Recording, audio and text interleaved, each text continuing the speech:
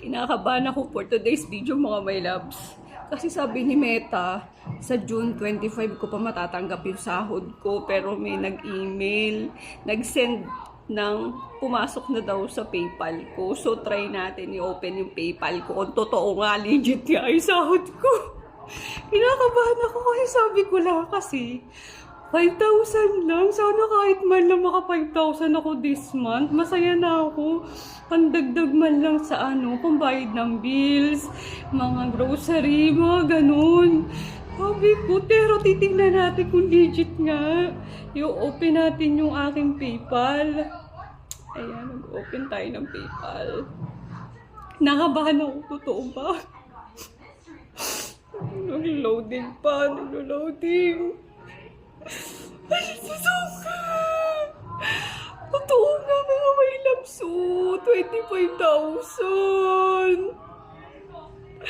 Ayan o, Facebook. Facebook, nanginginig pa ako. Ayan o. Nakapag gusto ko pakita sa inyo. Wait lang. So, ayan my loves. 25,000.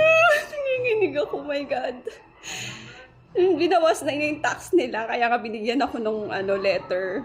Dapat nasa mga 26,000 yan. Binawas na yung tax ko. So, ayan o. Ito. Kinakabahan ako.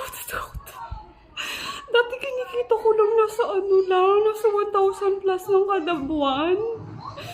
Tapos sabi ko, may mga nagbabiral ako na video. Sana kahit man lang na 5,000 yung sahodin ko.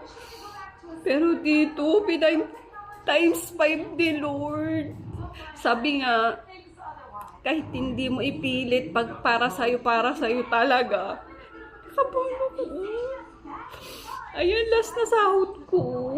3,500 last month yung sinahod ko kay Facebook. Ngayon, times 5. Sa lahat na mag-hello sa comment section, promise kung sino yung pinaka-natipuhan ko at laging nag-engage sa akin. May share kayo sa akin, promise. So, nakakabahan ako, tingnan mo, nakakanginig siya actually kasi sabi ko hindi naman totoo yung sumasahod kanya kalaki. Sabi ko baka nandadaya na sila pero this time yung pumasok 25,000 sa PayPal ko, ito kalaki oh.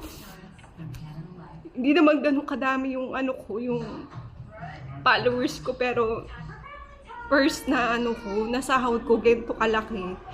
Sabi ko, hindi ako naniniwala dyan, edit lang yan. Pero this time ako naniniwala, totoo nga. Basta masipag ka lang mag-post at saka mag-share ng sarili mong content. For sure, kikita rin ito. Kahit nasa bahay ka kasama ng mga anak mo. Yun lang mga my loves. Sana galingan nyo din mag-post araw-araw. Bye! Bye!